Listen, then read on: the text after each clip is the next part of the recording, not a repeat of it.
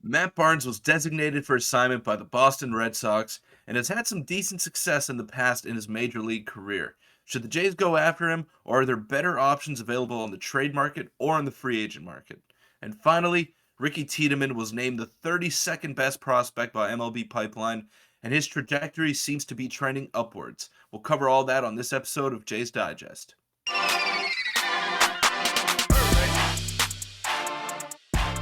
What's up, Jays fans? I'm your host, Peter Vryonis, alongside host Nick Gosse. We want to thank you all for the support that we've gotten in the new year, and especially on that live stream yesterday. It was a lot of fun. Hopefully, our schedules clear up a little bit more, Nick, so we can keep doing them in the future. Yeah, it's been great. We hit 6,100 subscribers, so thank you guys. And make sure to hit the subscribe button if you enjoyed the daily videos. We're on the road to 7,000. But yeah, without further ado, let's get into the first topic, which is a potential Blue Jays target. A couple of days ago, I'll pop up the screenshot now. Matt Barnes was DFA'd by the Boston Red Sox, former All-Star closer. And I guess before we get into any other screenshots, Peter, what are your thoughts on the fact that the Red Sox DFA'd him, eating some of his salary? Because he was extended half recently, I think a couple years back, but he used to be a dominant closer in this league, at least a very solid reliever that, we were kind of, scared to play against at times as the Blue Jays fans. It's interesting to see him fall off a cliff so much. Yeah, well, he got DFA'd just for the simple fact that Boston made a big mistake in giving him a 2-year, $18 million extension, I think, somewhere in that ballpark. Now, he's had some success, and he won a World Series with them in 2018 on that stacked Red Sox team, and I basically think they rewarded him for that, but he's been a career 3.5 type ERA guy. He's got a 4 ERA for his career, and he's never been very dominant. He's struck out a lot of guys, but he's had some control issues here and there, and just he's not what he used to be. And until he basically clears waivers in I think a few days, it's not worth any team going after him. And I'm sure he'll clear waivers because he's still making way too much money for the amount of production that he's producing there. Yeah, and that brings up the question of should the Blue Jays go after him? I know on Twitter we were added a lot. Tons of people were talking about Matt Burns potentially to the Blue Jays because it seems like every time a player gets DFA'd, that's a reliever who used to be good. The Blue Jays get mentioned, but I'll pop up this screenshot here, and it says if I'm a team in need of a bullpen bolstering like the Blue Jays, I'm calling Matt Burns as agent. A 4.31 ERA can still be a sixth inning guy for good ball clubs. The drop in K rate is concerning, but as long as he's not closing games, that shouldn't be an issue. And that was a very good point. Like, he wouldn't be a closer. He wouldn't be a late inning, high leverage guy. But as a 5, 6 inning guy, you'd assume he'd be better than maybe the likes of Trevor Richards. But even then, who knows if that's even the case? Because Trevor Richards was also good the year Yeah. before last year, so it's kind of a weird question. Yeah, well, to add on that concern of the K rate there, let's compare his 2021 season to 2022. So he was an All-Star in 21 in 54 innings, 54 and two-thirds, 84 strikeouts. That's Pretty good. really, really good.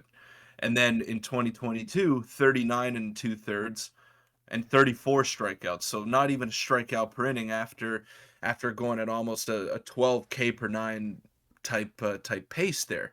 So a 14 K per nine pace to 7.8, which is a huge drop off. And it is concerning. I think the velocity is still there. He didn't lose that much of velocity, but he's not what he used to be. And I think there are better options out there. And we covered them in yesterday's video, whether it be Zach Britton, whether it be Matt Moore, and Matt Barnes, just another righty. And if it's a righty that doesn't strike guys out, then what are we talking about here? He's got some home run, not necessarily home run issues, but gives up some hard contact every now and then. So I don't think he's the right fit. I wouldn't go after him if I were the Toronto Blue Jays. Yeah, it's a good point. And the cut in half of the K rate's definitely concerning. And you just brought it up, but I'll pop it up here. You can look at his stats since 2017. Was always, a middle to high ERA guy. Obviously, in 2020, he had a pretty poor season, but that was obviously shortened because of COVID. In 2021, he was named an All-Star, but I believe he started to fall off a bit towards the second half of the year, up with a 3.79 ERA. And then obviously last year, he did not pitch very well at all with a 4.31 ERA. So it's very interesting. We'll pop up his Baseball Savant page from 2021, and this is where, if you're on the Matt Burns train where you want him, this is kind of what you look at. In 2021, he had, like you said, an elite K rate, 98th percentile. He didn't get hit very hard. He got barreled up a little bit, but tons of red there.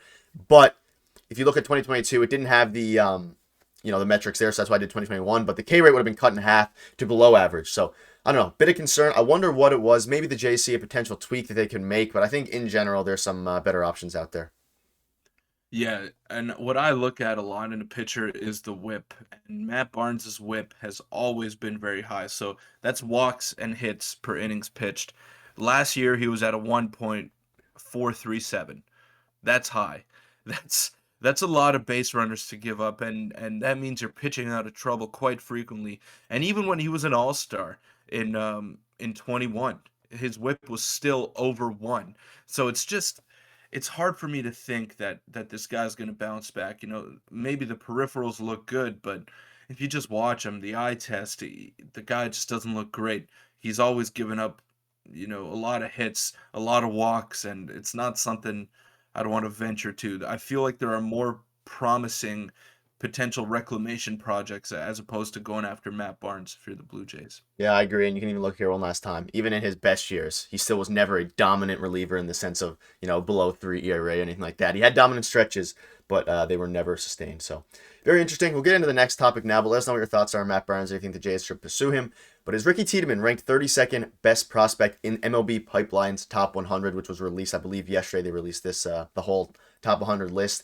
And I'll pop up the screenshot here by Keegan Matheson. Obviously, he was ranked 32nd on the top Pipeline's top 100 list, and he is the lone Blue Jays prospect on that list. Now, Peter, we've been, anticipating this for a while, seeing what he would, what rank he would be. A lot of fans were saying they were expecting a bit higher. We have this fan here saying thought he'd be higher with all the articles written about how great he is.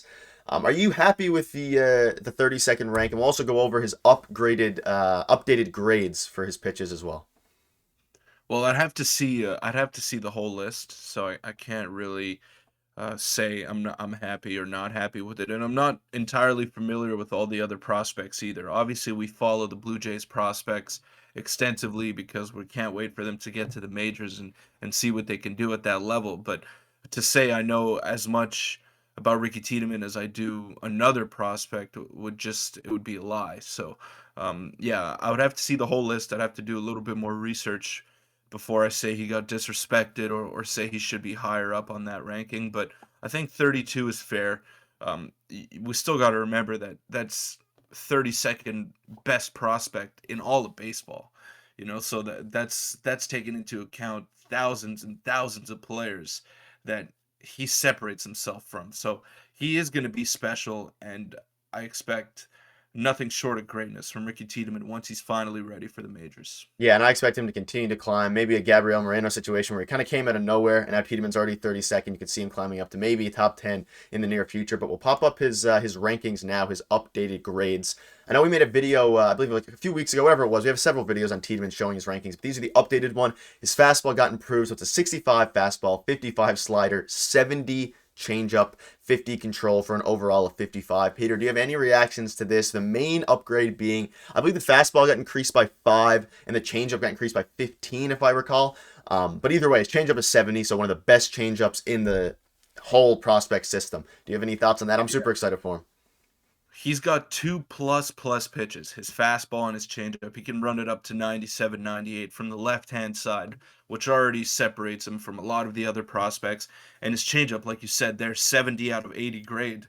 That means that it's going to be elite once it arrives at the big league level. His slider is also pretty filthy. It moves a little bit, but the control might not quite be there. I think what's holding Ricky Tiedemann back here is that he's a starter that only has 3 pitches. Now that might be the one thing that's holding him back from being a top 20 guy. If maybe he developed a curveball or a split finger pitch or even a two seam fastball, something with run, then maybe it would be it would probably be more favorable to him in the ranking.